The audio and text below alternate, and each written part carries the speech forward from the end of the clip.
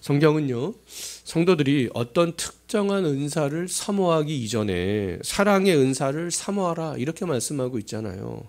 왜냐하면 사랑이 없는 그 은사들은 교회에도 나에게도 아무런 유익을 줄 수 없기 때문이고요. 또 사랑하는 은사들은 교회 안에서 많은 문제만 발생시키기 때문에 그렇습니다. 우리 교회가 주 안에서 바른 교회가 되기를 원한다면 주 안에 있는 또 내가 이 교회를 통해서 어떤 그 영적인 유익을 누리기를 원한다면 우리 모두가 지난번 살펴본 대로 사랑에 대한 7가지를 해야 될 뿐만 아니라 오늘 우리가 살펴볼 8가지를 하지 않아야 되는 것이죠. 고린도전서 13장에서 사랑이라고 정의하는 해야 할 7가지와 하지 말아야 할 8가지는 근데 곰곰이 생각을 해보게 되면요, 신앙이 없는 사람들도 다 아는 것들이잖아요. 신앙이 없는 사람들일지라도 이것을 할 수 있어요, 없어요? 할 수 있는 것들이 되겠습니다. 자, 신자와 불신자를 막론하고 모든 인간은 하나님의 형상을 가진 존재로 창조되었기 때문에 그렇습니다. 인간이 가진 하나님의 근데 형상에 대해서 우리가 생각할 때 2가지 측면으로 우리가 생각을 반드시 해야 될 필요가 있는데요. 좁은 의미의 하나님의 형상과 넓은 의미의 하나님의 형상이 되겠습니다. 좁은 의미의 하나님의 형상은 아담의 타락 이후에 모든 사람들이 다 잃어버리게 된 그런 형상이 되겠습니다. 타락 이후에 인간이 잃어버린 좁은 의미의 그런 하나님의 형상은 뭐겠습니까? 우리가 예전에 교리했던 것들을 한번 떠올려 보십시오. 의와 진리와 거룩이 되겠습니다. 하나님과 관계된 것들. 이 좁은 의미의 하나님의 형상은요, 그러면 회복되어져야 될 형상이 되겠습니다. 그래야 하나님과 교제할 수 있고 하나님을 알 수 있기 때문에 그렇습니다. 그럼 이 좁은 의미의 하나님의 형상은요, 오직 하나님 안에서만 회복될 수 있는 형상이 되겠습니다. 구약시대의 이스라엘의 백성들은 하나님이 보내신 왕과 선지자와 제사장의 사역을 통하여서 좁은 의미의 하나님의 형상들이 회복될 수 있었고요. 신약시대의 성도들은 이 구약의 새 직무를 완성하신 예수 그리스도를 통해서 회복될 수 있는 거잖아요. 예수 그리스도를 통해서 이 좁은 의미의 하나님의 형상이 회복이 되면 하나님의 기준에 합당한 의로운 것들을 그때서야 비로소 행할 수 있게 되고요. 하나님이 구별하신 대로 그때서야 비로소 거룩하게 구별될 수 있고요. 그때서야 비로소 하나님의 진리를 깨닫게 될 수 있는 것이죠. 자, 그렇다면 이 넓은 의미의 하나님의 형상은요, 아담의 타락 이후에도 모든 인간에게 여전히 남아있는 그런 형상이 되겠습니다. 이 넓은 의미의 하나님의 형상이 모든 인간들에게 여전히 남아있기 때문에 다른 모든 피조물들과 인간은요, 구별이 될 수 있는 것이다라고 할 수 있어요. 타락 이후에도 남아있는 넓은 의미의 하나님 형상 때문에 지성과 감성과 의지를 발전시켜 가면서요, 이 도덕적인 존재로, 사회적인 존재로, 이 문명을 발전시키는 존재로 그렇게 살아갈 수 있는 것이죠. 넓은 의미의 하나님의 형상이 남아있기 때문에 고린도전서 13장에서 말씀하는 사랑에 대한 이런 정의들을 불신자들도 이 세상을 살아가면서 이룰 수 있는 것들이 되겠습니다. 어떤 사람들은요, 어떤 불신자들은 우리 성도들보다 훨씬 더 이런 것들을 더 많이 이루고 사는 사람들이 있잖아요. 그러나 이 불신자들은 그리스도의 몸인 이 교회를 세워가는데 그 사랑을 적용할 수가 없어요. 나와 함께 교회를 세워가야 될 다른 성도들을 사랑할 수 없고요. 교회의 머리 되시는 주 예수 그리스도를 그들은 근데 사랑할 수 없습니다. 자신들의 인격적인 성숙을 이루어 갈 뿐이잖아요. 그 인격적 성숙을 통하여서 인간애를 그냥 발전시켜 갈 뿐입니다. 하나님께까지라는, 하나님께까지 나아갈 수는 없는 것이 아니겠어요. 우리 그리스도인들은 이 좁은 의미의 하나님의 형상이 회복된 사람들이 되겠습니다. 좁은 의미의 하나님의 형상이 회복된 그리스도인들은 그러면 넓은 의미의 하나님의 형상까지 더 잘 구현해 나가는 것이 맞잖아요. 예? 그러나 우리가 오늘 본문을 통해서 살펴본 말씀은 이 세상에서 인간애를 구현해내는 것이 아니에요. 어떤 휴머니즘들을 발전시키는 것이 아닙니다. 교회를 세워가는 거잖아요. 사랑의 은사를 사모하고 15가지의 사랑을 구현해내야 되는 이유는 바로 이 그리스도의 몸인 이 교회를 세우기 위해서 그렇습니다. 우리 모두가, 그리고 이 땅에 있는 모든 신실한 교인들이 다른 어떤 은사보다 이 15가지를 이루게 하는 이 사랑의 은사를 추구해 갈 때 교회가 어떻게 되겠습니까? 교회는 더욱더 교회다워지게 되는 것이 아니겠어요? 우리 모두가 의와 거룩과 진리로 더욱더 무장되는 거 아니겠습니까? 세상과는 다른 공동체로 더욱더 구별되어져 나가는 것이 아니겠어요? 우리 개개인도 교회를 통해서 하나님이 주시는 은혜를 더욱더 풍성하게 누리게 되는 거 아니겠습니까? 성도들이 모인 교회가 세상보다도 못한 기관으로 낙인이 찍혀가고 있는 이유는요, 이 좁은 의미의 하나님의 형상이 회복된 그리스도인들이 은사 중에서 가장 중요하고도 가장 큰 은사인 사랑을 사모하지 않기 때문에 그렇습니다. 사랑 없이 교회 일들을 해 나가기 때문에 그런 것이 아니겠어요. 사랑 없이 성령께로부터 받은 은사들을 행하기 때문이 아니겠습니까? 고린도 교회에 나타나는 현상이 2000년이 지났지만 오늘날 교회에도 똑같이 그런 현상들이 나타나고 있는 것이 아니겠어요.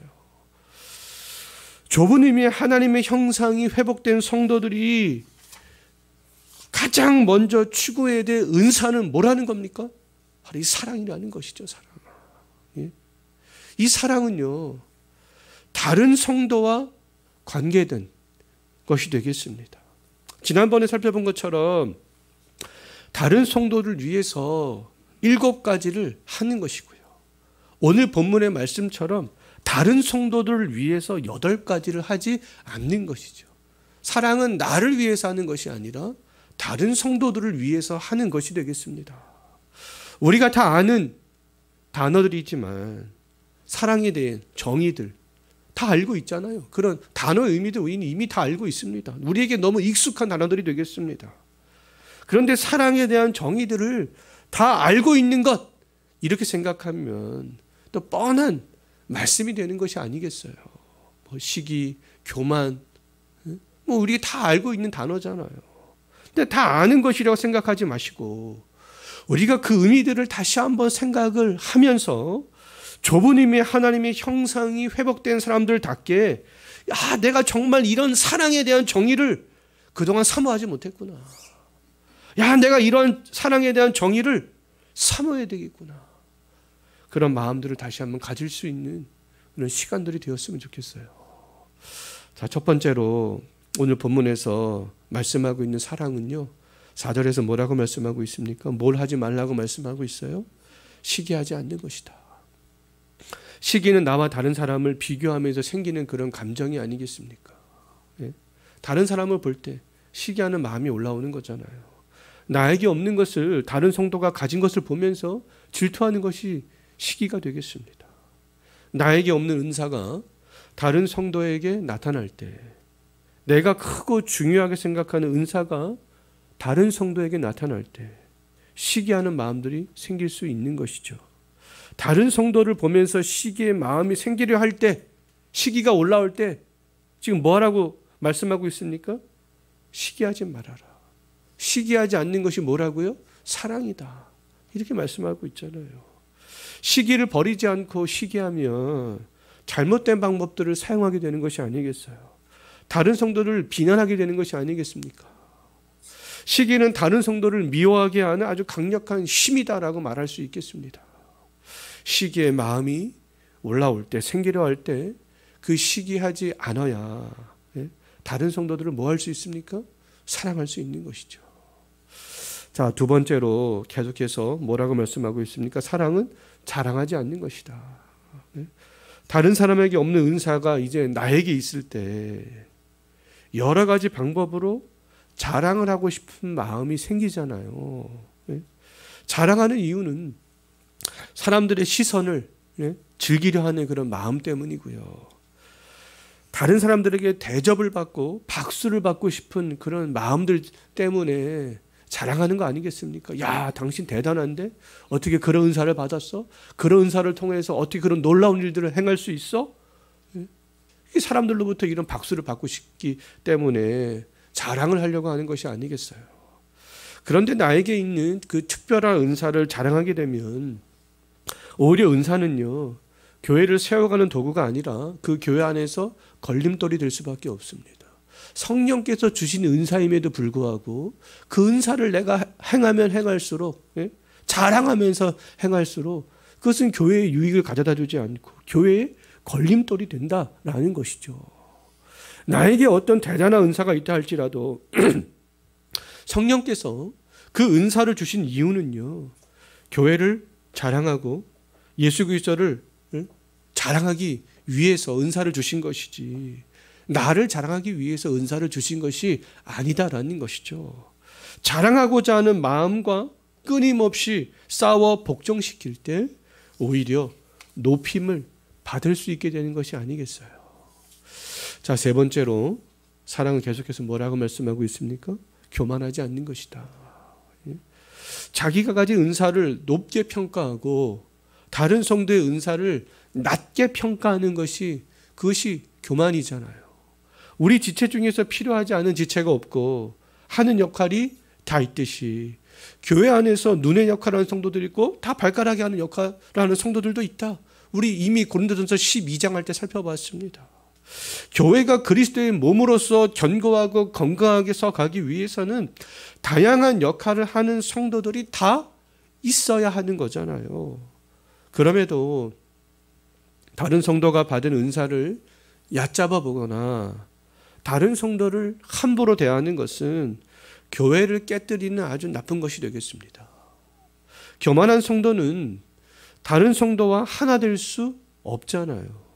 내가 만약 교회에서 중요한 역할을 하거나 큰 은사를 받았다라고 생각이 되시는 분들이 계시다면 뭐에서는 안 된다라는 겁니까? 교만해서는 안 된다라는 것이죠.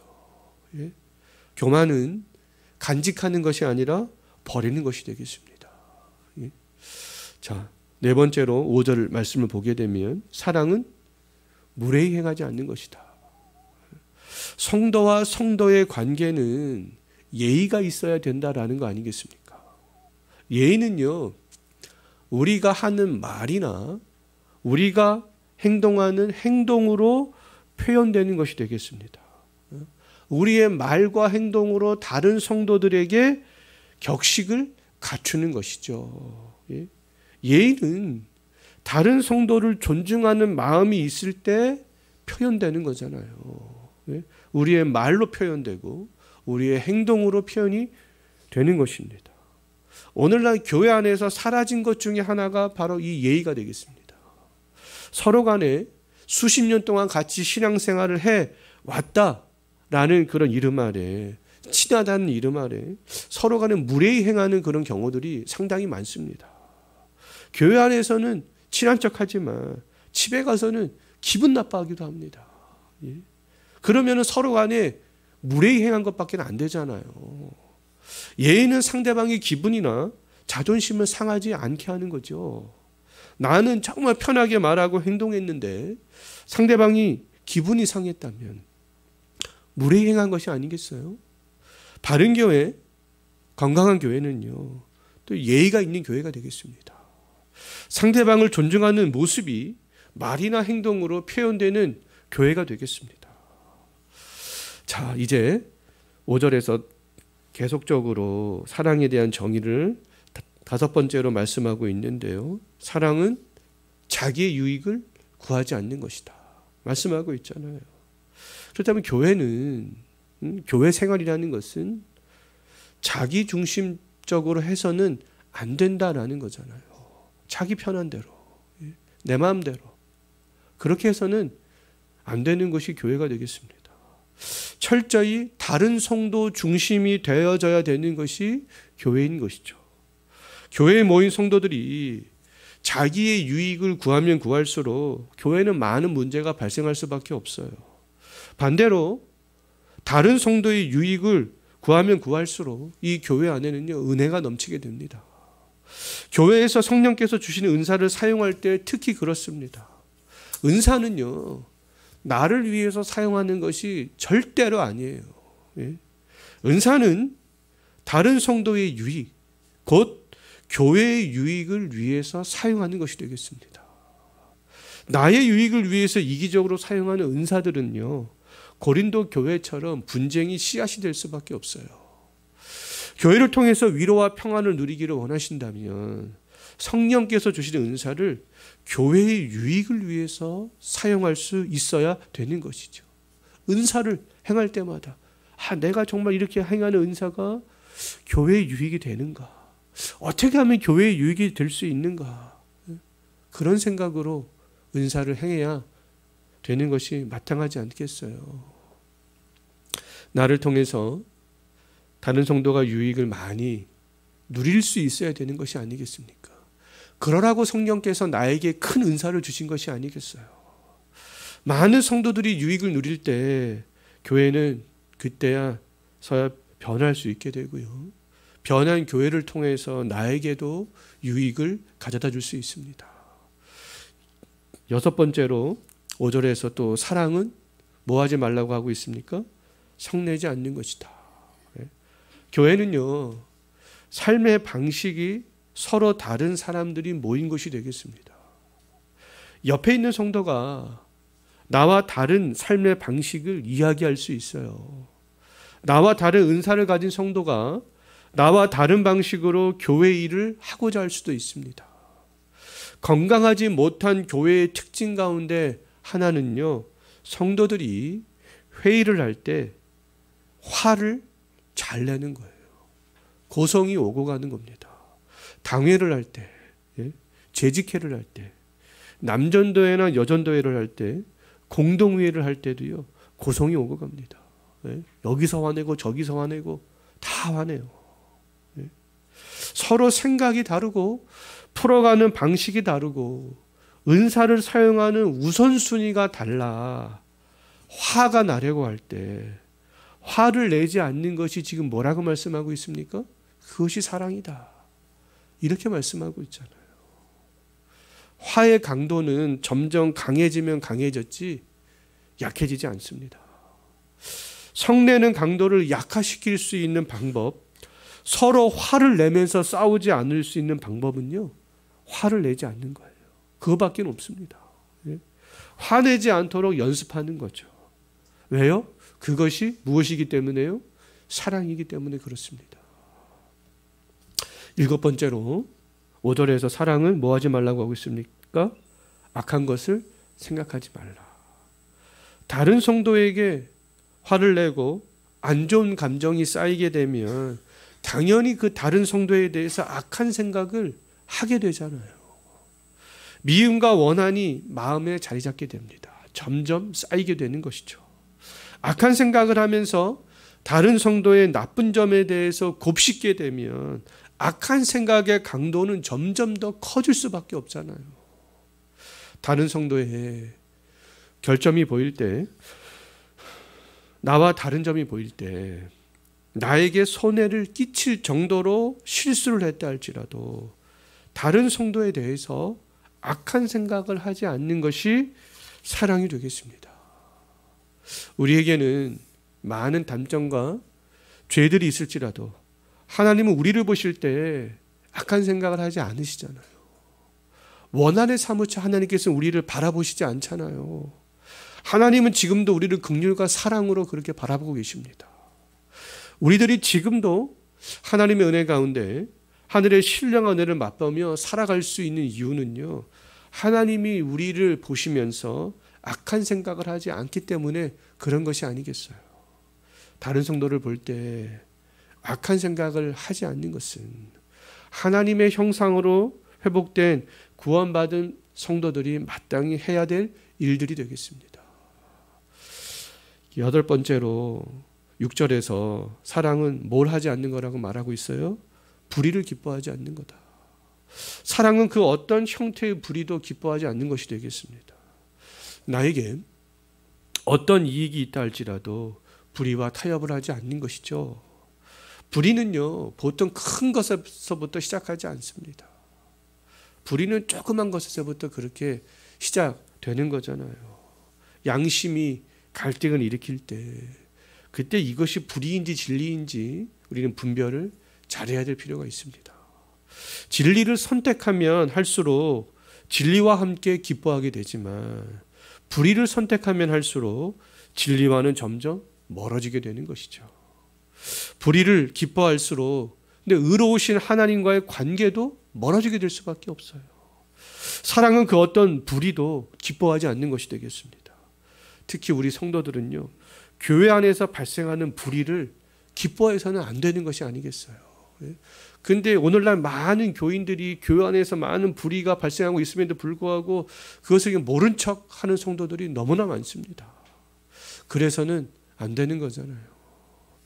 자, 사랑은 우리가 지난번과 우리가 오늘 사랑에 대한 정의를 살펴봤는데요. 사랑은 추상적인 것이 아닙니다. 사랑은 지금 명확한 거잖아요. 15가지로 이렇게 명확하게 탁탁탁탁 집어서 사랑은 이런 것이다 말씀하고 있습니다. 7가지를 하는 것이 사랑이고 8가지를 하지 않는 것이 사랑이죠. 사랑이 뭐지? 추상적으로 생각할 필요가 없습니다. 성경에서 아주 명확하게 말씀하고 있기 때문에 그렇습니다.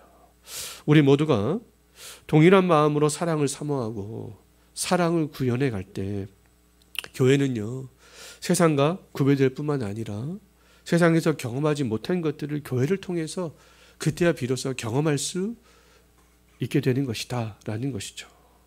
자, 고린도전서 12장과 13장은 어떤 말씀이에요?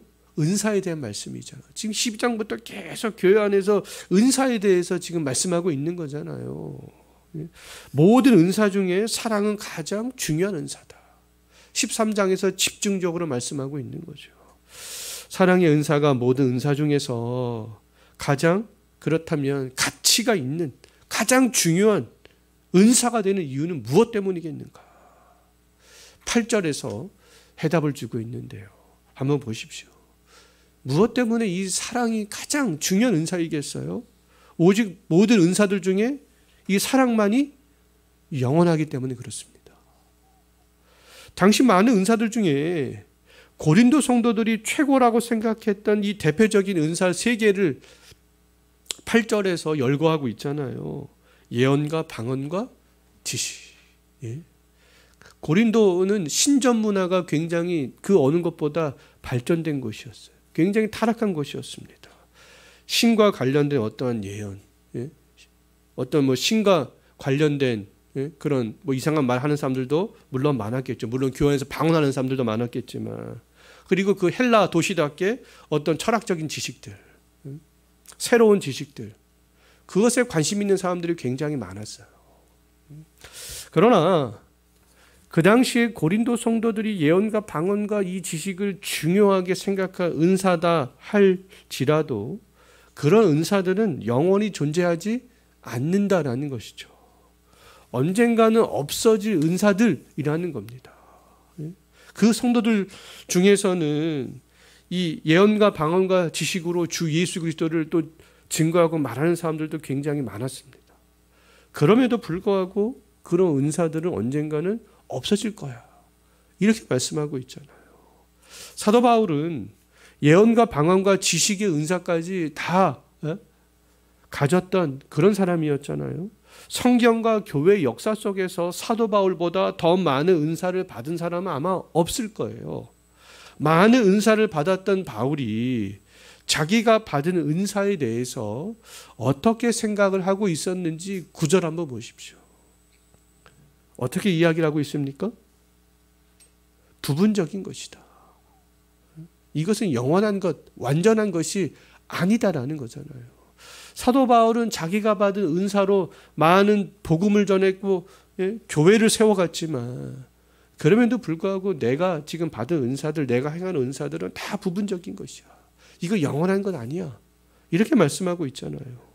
자, 현재 내가 어떤 은사를 받았든지 장차 어떤 은사를 받기를 사모하든지 사랑의 은사를 제외한 모든 은사들은 다 뭐라는 겁니까? 부분적인 것이다. 없어질 것이고 완전한 것이 아니다라는 거잖아요. 이 땅에서 교회를 세워가는 우리는 그러면 완전한 어떤 그림을 가지고 있는 것이 아니다라고 말할 수 있겠습니다. 어떤 대단한 성도가 대단한 은사를 가지고 있다 할지라도 그것만으로는 하나님의 어떠한 나라를 세워갈 수도 없고 하나님에 대해서 정확하게 알 수도 없다라는 것이죠. 바울도 지금 그것을 그렇게 고백하고 있는 것이 아니겠어요. 우리는요 지금 많은 퍼즐의 조각들을 각자 몇 개씩 가지고 있을 뿐입니다. 바울 역시도 그랬어요. 우리 각 성도들은 다양한 그림의 퍼즐 조각을 지금 가지고 있는 것에 불과한 것이죠. 내가 받은 은사의 퍼즐만을 가지고는 교회를 세워갈 수 없습니다. 그게 정말 내가 세상에서 가장 대단한 은사 하나를 받았다 할지라도 최고의 은사를 받았다 할지라도 그것을 가지고는 완벽한 어떤 그림을 맞춰나갈 수가 없다라는 거잖아요. 다른 성도가 받은 은사의 조각들을 합쳐야 된다라는 겁니다. 성도들이 받은 은사를 서로 합해야 교회를 그때 비로소 조금씩 세워갈 수 있다라는 거잖아요. 그러나 더 이상 성도 개개인들이 받은 은사가 필요하지 않은 날이 도래한다라는 겁니다. 이제 우리가 받은 은사를 합치지 않아도 되는 날들이 도래한다라는 거잖아요. 왜요? 그때에는 이미 완전한 교회가 서 있기 때문에 그렇습니다. 완전한 교회가 서게 되는 그날에 대해서 10절에서는 어떻게 표현하고 있습니까? 10절을 보게 되면 온전한 것이 올 때. 또 12절에서는 어떻게 표현하고 있어요? 그때. 그때로 이렇게 표현하고 있습니다. 온전한 것이 오는 날, 그때에는요, 부분적으로 하던 우리의 예언과 방언과 지식은 더 이상 필요가 없게 되는 것이죠. 바울은 최고의 예언, 최고의 방언, 최고의 지식을 했지만 바울이 가지고 있었던 그 은사들도 다 필요가 없게 되는 날이 온다라는 거잖아요. 이 세상에서는 예언과 방언과 지식과 같은 은사가 거울로 보는 것처럼 희미하고 부분적으로 아는 것들이지만 그때에는 얼굴과 얼굴을 대면하여 보는 것처럼 명확해진다. 더 이상 필요가 없다라는 거잖아요. 고대 시대의 거울은 청동으로 만들어졌기 때문에 명확하게 보이지 않았습니다. 현재 성도 우리들이 개개인이 받은 은사가 다 그렇다라는 거예요. 나는 최고의 은사를 받았어 라고 생각이 할 수 있지만 그것은 청동 거울로 보는 것처럼 명확하지가 않은 거야. 네가 어떻게 네가 받은 은사로 대단하게 복음도 전하고 대단하게 교회를 세워갔지만 그래도 이 땅에서 네가 받은 은사는 희미한 거야. 그것을 가지고는 명확하게 하나님을 알 수도 없고 명확하게 천상의 교회를 그릴 수도 없다. 희미한 거야. 지금 그렇게 말씀을 하고 있는 것이죠. 예언과 방언과 지식을 통해서 주 예수 그리스도와 하나님 나라를 증거하지만 완벽하게 주 예수 그리스도와 하나님 나라를 증거할 수 있는 것은 아니다라는 겁니다. 그냥 우리가 하는 것은 퍼즐의 조각일 뿐이다. 희미하게 보이는 청동 거울과 똑같다라는 것이죠. 그래서 그런 것들을 자랑할 필요도 없고 교만할 필요도 없고 그렇다라는 거잖아요. 우리 주 예수 그리스도를 완벽하게 알 수 있는 온전한 것이 오는 날, 그때에는 더 이상 예언과 방언과 지식이 필요가 없습니다. 얼굴과 얼굴을 대면하여 보는 것처럼 주께서 나를 아시는 것처럼 온전하게 우리도 주를 알기 때문에 그렇습니다. 이제 예언으로 방언으로 어떠한 지식으로 하나님을 알게 되는 것이 아니라 그날에는요, 하나님께서 나를 온전히 아는 것처럼 우리도 하나님을 그냥 온전히 알게 될 수 있는 그런 능력들이 우리에게 생기는 것이죠. 왜요? 죄에서 우리는 떠나기 때문에 그렇습니다. 이 땅에서 교회를 세워가기 위해 성도들이 받은 예언과 방언과 지식을 무엇에 비유를 하고 있는지 12절 한번 보십시오. 11절 상반절 한번 보십시오. 그래서 지금 어린아이의 비유를 하고 있는 거예요. 이 땅에서는 어린아이 수준에서 예언과 방언과 지식을 하는 것이죠. 어린아이 수준에서 이 예언과 방언과 지식을 가지고 하나님을 증거하고 하나님의 나라에 대해서 증거를 한다라는 겁니다. 바울도 마찬가지였잖아요. 이 땅에서 죄인된 본성으로 살아가는 한계 때문에 어쩔 수 없는 것이죠. 우리는 바울을 대단한 사람으로 보지만 바울이 했던 예언, 방언과 어떤 지식, 그거 다 어린아이 수준에서 했다라는 거잖아요. 자, 죄된 본성 때문에 어린아이 수준에서 머물러 있는 것이고요. 어린아이 수준에서 교회를 세워가는 것이죠. 그러면 또 하나님께서는 잘한다 칭찬해 주고 계시는 거잖아요. 바울도 어린아이 수준에서 전도 여행을 다닌 것이고요. 각 지역에 교회를 세워갔던 거예요. 이 땅에서 우리가 가질 수 있는 은사는 완벽한 은사가 아니다라는 것이죠. 어린아이 수준에서 머물러 있는 것이다 라는 겁니다. 그렇기 때문에 8가지를 하지 말고 7가지를 하고 사랑에 집중해라. 지금 그렇게 강조하고 있는 것이 아니겠어요? 왜요? 그날에는 여전히 무엇이 존재해요? 사랑은 존재한다. 사랑은. 우리는 하나님과 흰옷을 입고 하나님 보좌 주변에 함께 서 있는 다른 성도들을 완전히 그날에는 사랑하게 되는 것이죠. 우리가 추구해야 될 은사는 그날에도 필요한 이 사랑이 되겠습니다. 사랑 외에도 영원히 있을 것에 대해서 13절 한번 보십시오. 믿음과 소망과 사랑.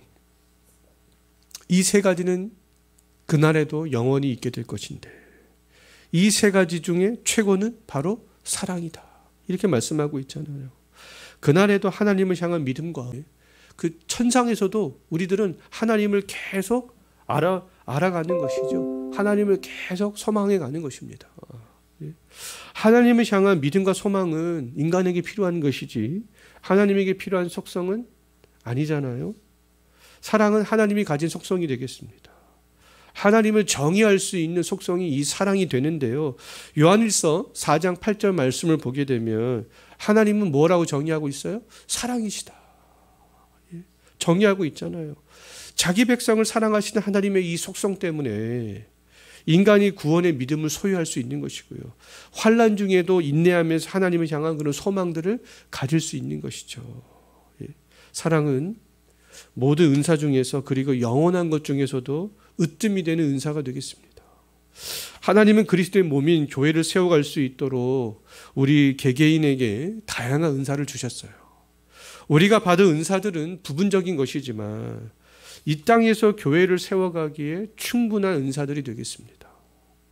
우리의 은사를 가장 잘 활용하여 교회를 건강하게 세워갈 수 있는 방법은요, 우리 모두가 영원히 존재할 사랑의 은사의 가치를 깨닫고 사모하고 추구해 가는 것이 아니겠어요? 다시 한번 말씀을 드리지만 사랑은 추상적이지 않습니다. 사랑은 매우 구체적인 것이 되겠습니다. 사랑은 7가지를 하는 것이고요. 8가지를 하지 않는 것이 되겠습니다. 우리 모두가 이 사랑의 은사 받기를 힘쓸 때 마디와 마디가 연결이 되고 지체와 지체가 연결된 하나의 견고한 교회로 서가게 될 줄로 믿습니다. 이 시간에 기도하겠습니다.